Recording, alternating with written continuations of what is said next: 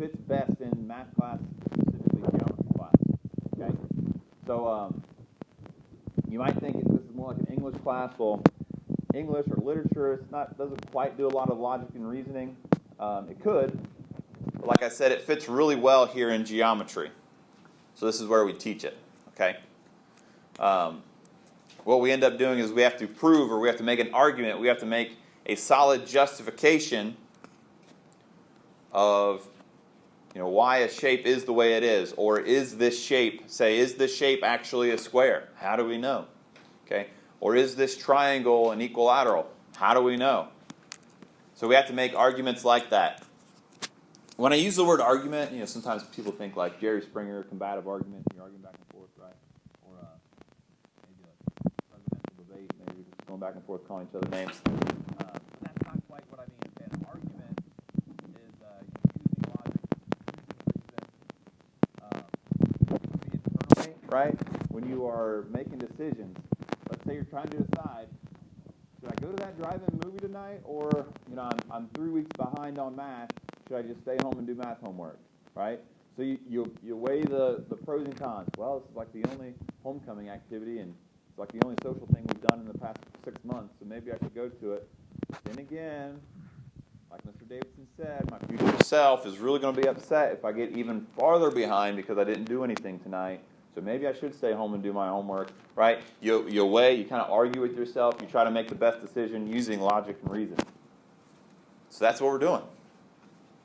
So yesterday, the conditional statement was a nice, straightforward, pretty solid statement that would help us in trying to determine the next thing to do.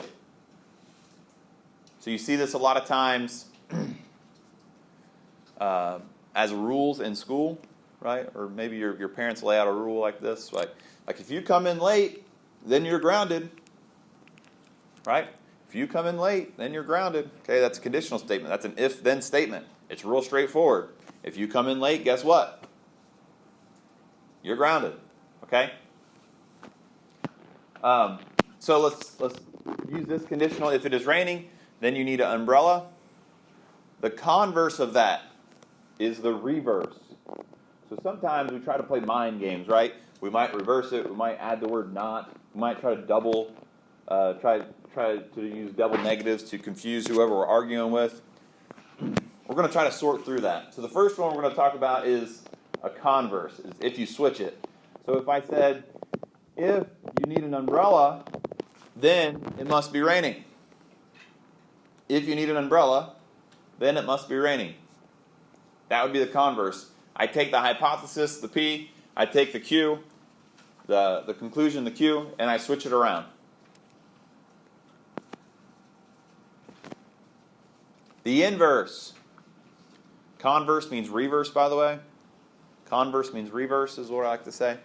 And then the inverse means to negate. In, phonetically, it sounds like inverse, sounds like an N, right? Inverse. So in meaning negate or use the word not.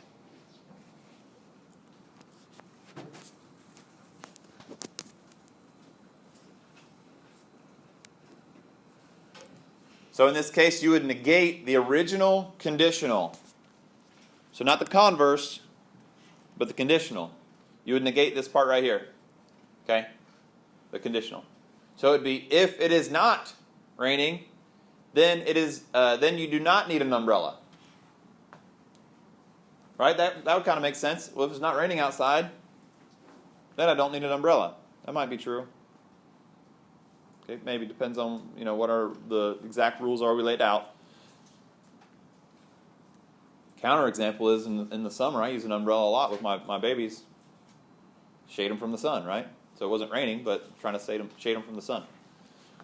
The contrapositive then is where I reverse and negate. It's the converse and inverse combined. In this case, it would be, if I do not need an umbrella, then then it is not raining. So if you're like half paying attention, basically you've heard me say this in a bunch of different ways, and your mind's probably like going in circles. Yeah, maybe. So it is a lot to take in. But you really have to listen, pay attention, be diligent about trying to understand this. Once you get it, it's like riding a bike. It's not that bad. Okay? But again, if you're going to have to pay attention and fake your way through it, it's going to be kind of tough. So ask questions. I mean, last period I answered the same question like 6 times. It's fine. I mean, I want you to understand it. Okay? And it is hard to understand it first. Okay? So let's see another example here. Good, right? So if it is a dog, then it is a mammal. So on our homework tonight,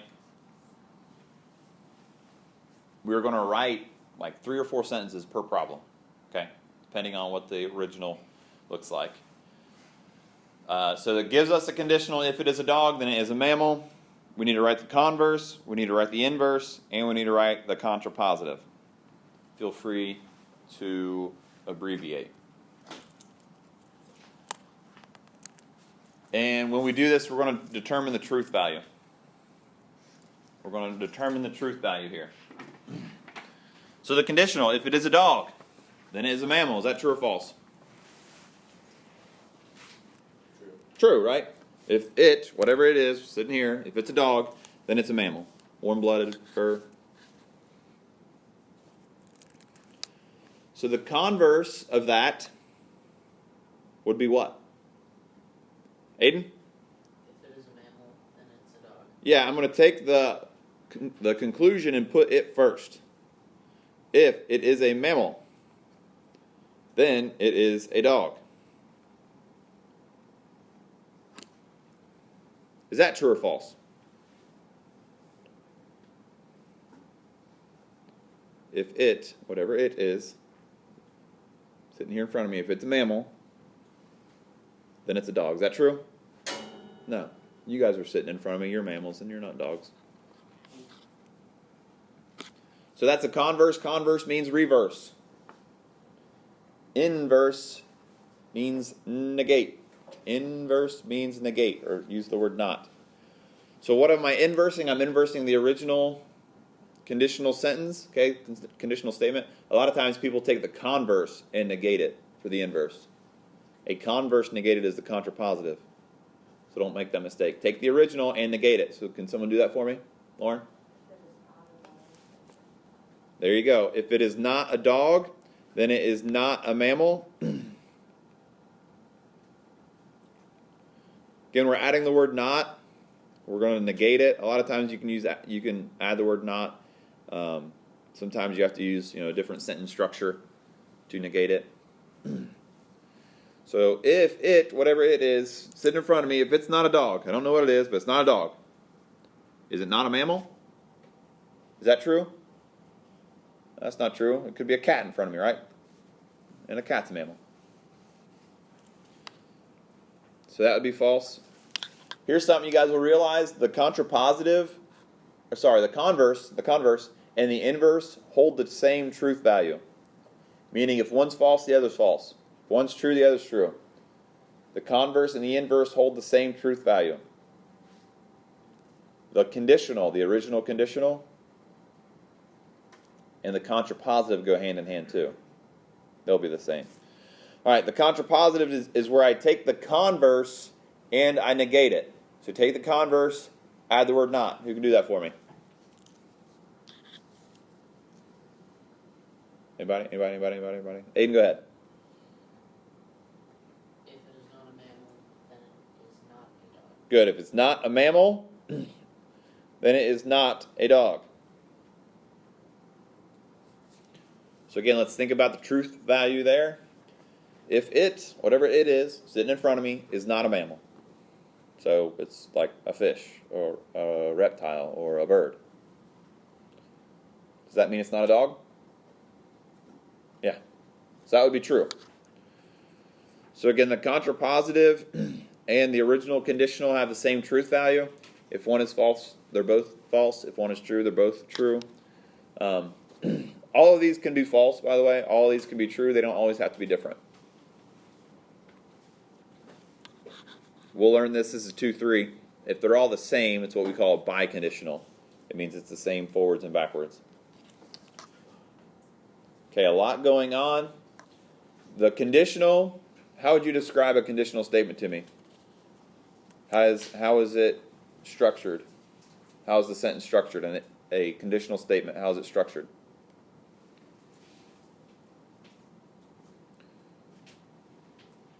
What is what is a conditional statement? Yes. If-then statement. Yeah, conditional is an if-then statement.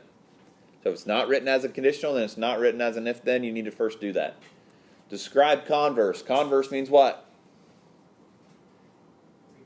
Reverse. Reverse the conditional. Inverse means what? Negate. Inverse phonetically sounds like an N, right? N for negate, or use the word not.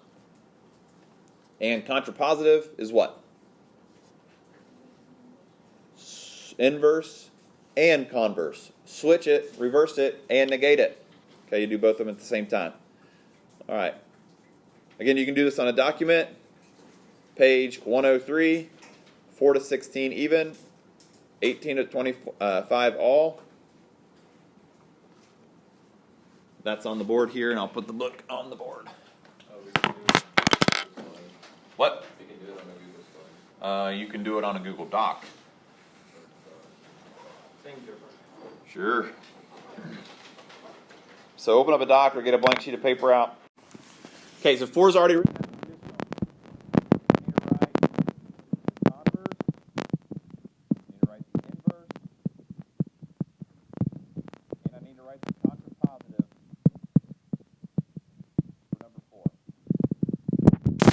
So it'll be 3 sentences here. At most, it could be 4 sentences. Converse means reverse. So you'll reverse this. If you play quarterback, then you play football. Reverse that for me. If you play football, then you are a QB.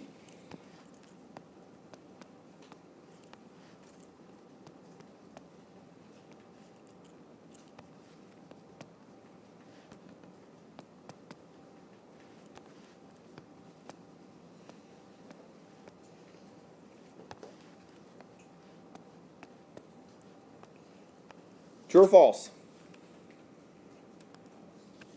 If you're on the football team, does that mean you're a quarterback? No. So it's false. What would a good counterexample be? I play football and I'm a wide receiver. So Phoenix plays football. He's a wide receiver, right? There's different positions. False. You could be a wide receiver. Be a kicker. Be a center, lineman. Be a running back. All right, you get the point. Inverse. Now, don't make the common mistake where a lot of times people look at the converse. Okay, they got that, and then they look at the converse, and then they negate the converse for the inverse. The inverse is where you take the original conditional and negate it. So can someone do that for me? The original conditional. If you are a quarterback, then you play football. Negate that. If you are not a quarterback, then you do not play football. Is that what you're going to say? Perfect. All right, so we're writing that down. If you do not,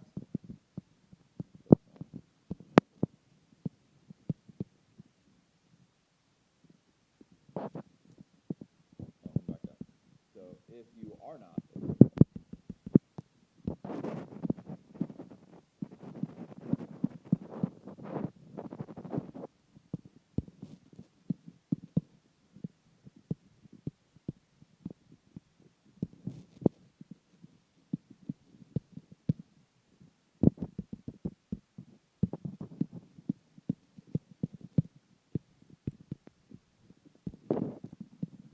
that's true or false? False, right? For the same reason. If you aren't a quarterback, okay, so I'm looking at Phoenix, he's not a quarterback. Then you don't play football, that's false. That would be false. For the same reason. receiver. And then the contrapositive is where I negate the converse. So I switch and negate. I'm doing two things. I'm switching and I'm negating. So I'm going to look at the converse to get my sentence structure, and then I'm just going to negate that sentence. Okay? If you do not play football, then you are not a quarterback.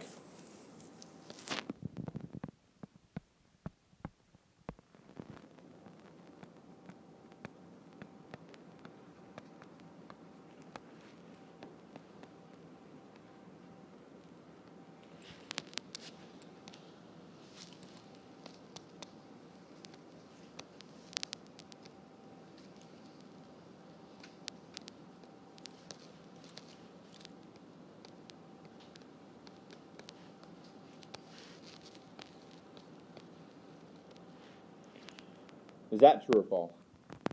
That one's true.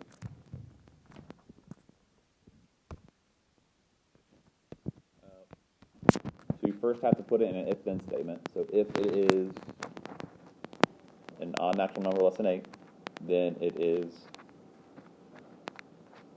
So once you have that first conditional, then you should be able to take it from there.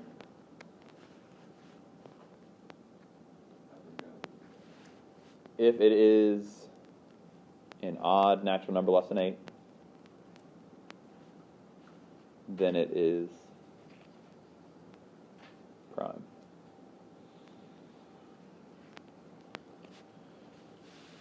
When we're doing like word problems and stuff in algebra, there's a key word, a buzzword I call it,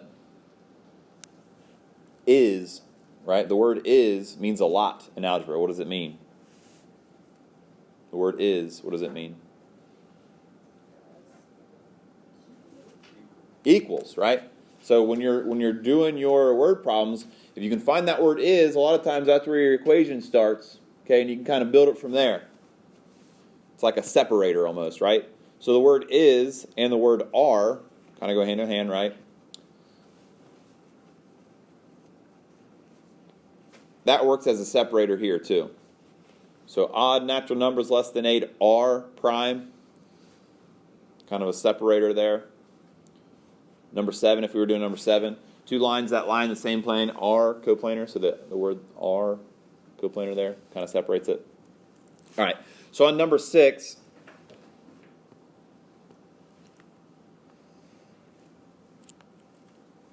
we first have to write it as a conditional statement. It's not a conditional right now. So write it as an if-then. If it is. A lot of these you can start off with that. If it is, whatever it is. If it is an odd natural number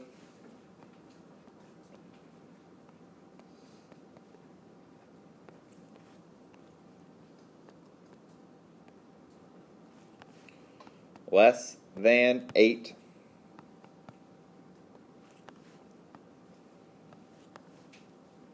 then it is prime. So from there, I have my hypothesis. I have my conclusion. I can write the converse, which just means to reverse it. Write the inverse, which means negate the original conditional. And then write the contrapositive, which means switch and negate.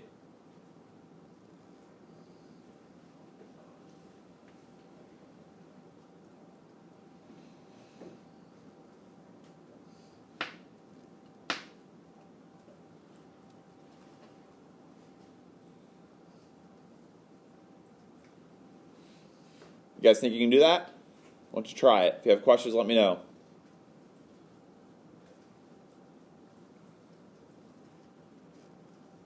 To negate, just you can add the word not basically. If it is not. You try to place the word not before the hypothesis or before the conclusion. Don't try to intermix it inside of that. Your sentence structure can get kind of clunky. You might change the meaning.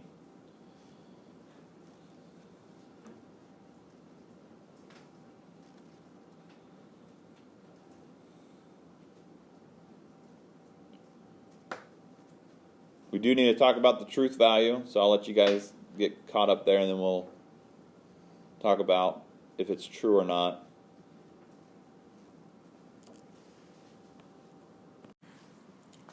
The conditional, if it is an odd natural number less than 8, odd natural number, so that's 3, natural is like our counting numbers.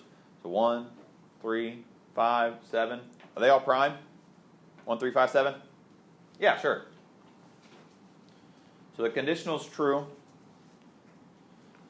The converse, if it is prime, then it is an odd natural number less than 8. Is that true or false? So if it's prime, you're looking at a prime number as a less than 8. Aiden? Counterexample? Good. 13, 17, 19, 23, 29. Yeah, there's a bunch of them. Okay.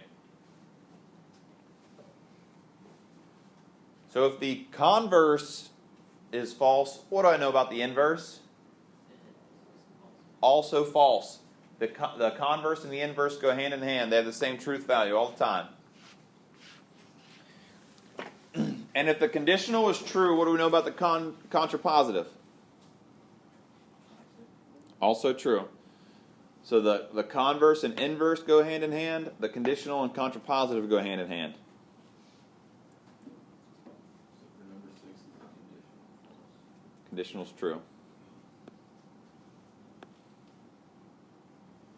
We're going to do number 8 together. Yep. I think that's probably the last one we'll have time for. We ready to move on? Number 8. I still see some people typing, writing.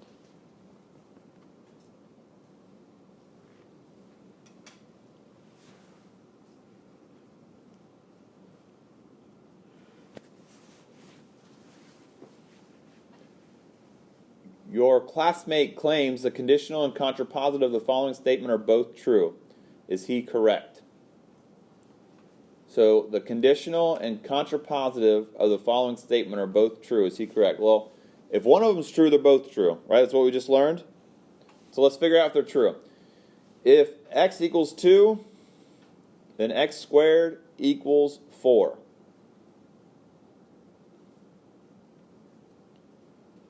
Does x have to be 2 if x squared equals 4?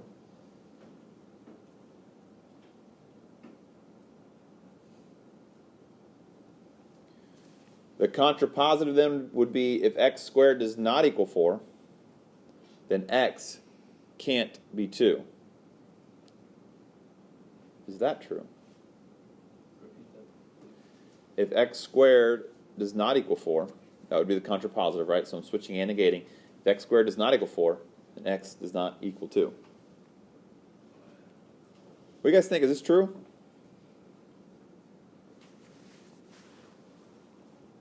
True. It's a little tricky because there's some questions like this where the converse would not be true. If x squared equals 4, then x equals 2. That's not necessarily true because x could also be negative 2. Okay, but in this situation, it is true. So I think they're trying to trip you up there. All right, I'll put the next page on here. That way you have it if you're looking at it on the video. But we are going to 16 even, and then there's a mixed review in there. You guys can access this page on Canvas, or you can access it right here.